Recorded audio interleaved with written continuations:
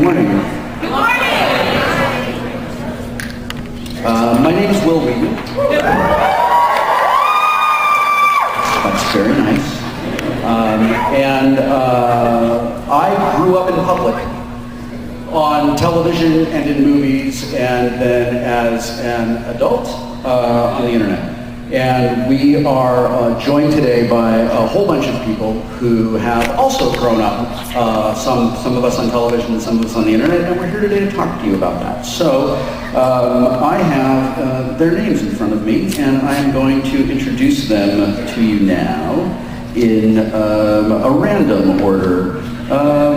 Ladies and gentlemen, you may know this delightful human because he joined YouTube in 2008 when he was 11 years old. There's going to be a whole lot of me feeling old today because I'm old enough to be most of your dad. He was, of course, uploading videos of himself dancing to popular songs at the Apple Store. And rather than getting kicked out for it, was in fact being rewarded for it. In August 2002, he joined Our Second Life, which has 2 million subscribers. 2 million is a big number, everybody. Please welcome Trevor Moran.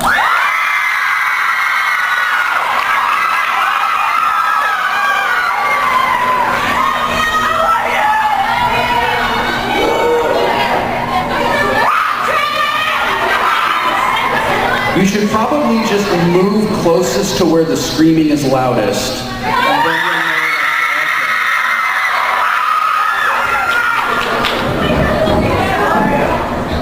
Hello. He is 19 years old. He played young James Howlett in the 2009 X-Men film, X-Men Origins Wolverine.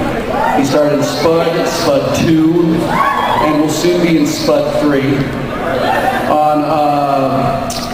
He has 78 million views across his YouTube videos and more than 2 million subscribers. His YouTube channel is the second most subscribed channel in Australia. Please say hello to Troye Sivan.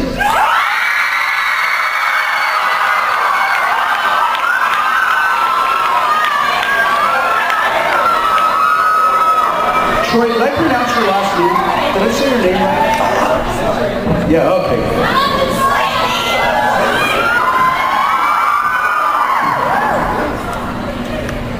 At the age of 15, she recorded a music video that went viral.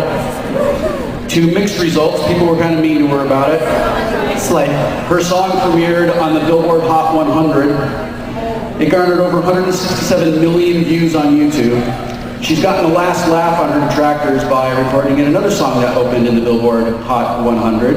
And she is with us today in Mr. Black of Black.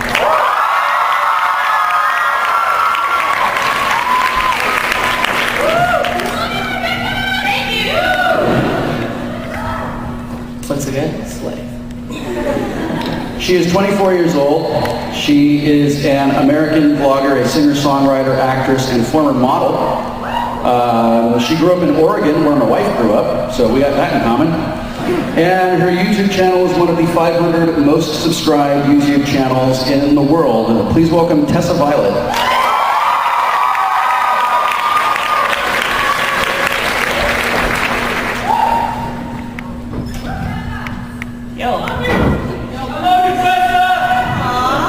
There's a lot of love happening in this room.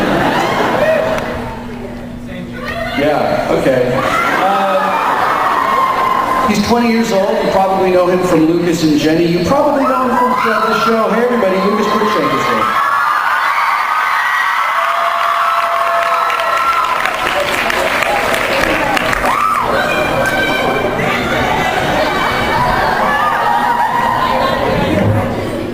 And who's not in my notes? Somebody screwed me, gave me bad notes. Is the panel full? No. Who's left?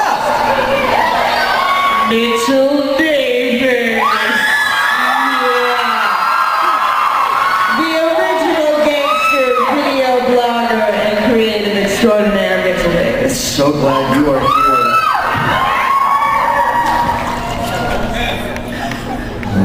So, I don't have to tell you how awesome and successful and inspiring all of these folks are based on your screaming and proclamations of love. You already know that. But what we're here today to talk about is what it is like to grow up basically in public. And I would like to start with Trevor. Yes, hi. So you are 11 years old and you start a YouTube channel. I was 11, yes. I may look 11, but I'm not.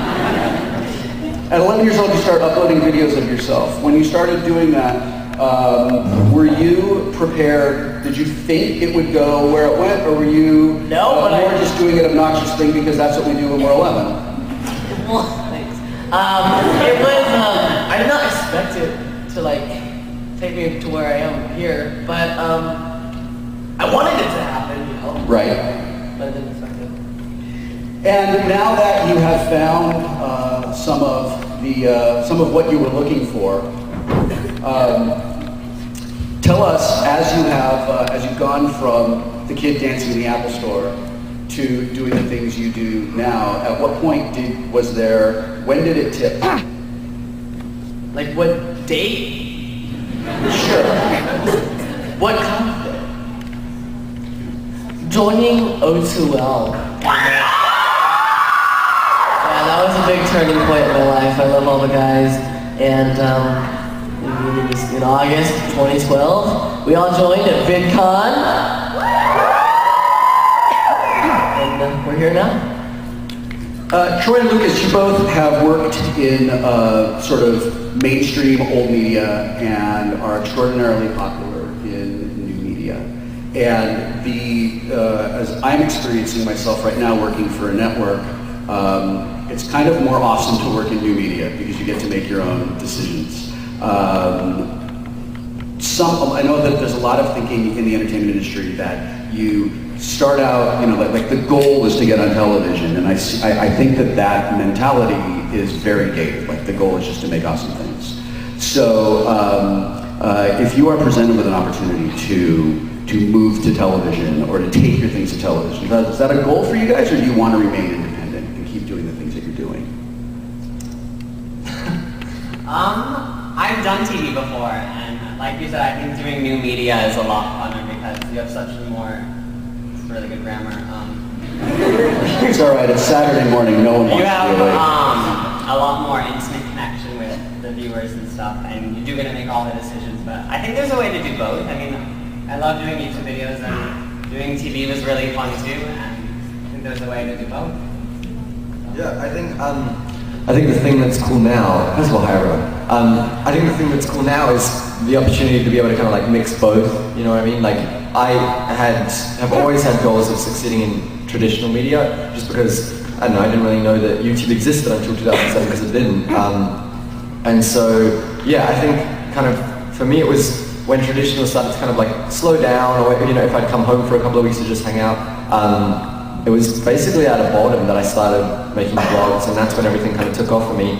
And I'm starting to find that I'm starting to do music in a more traditional way, and but at the same time completely not, because it's so different having this online audience. It just kind of changes everything. Like I'm starting to kind of mix the two, which is I think what a lot of people are doing, and it's changing the space. It's changing, the new media space is completely changing the traditional media space, that you can like completely work in both.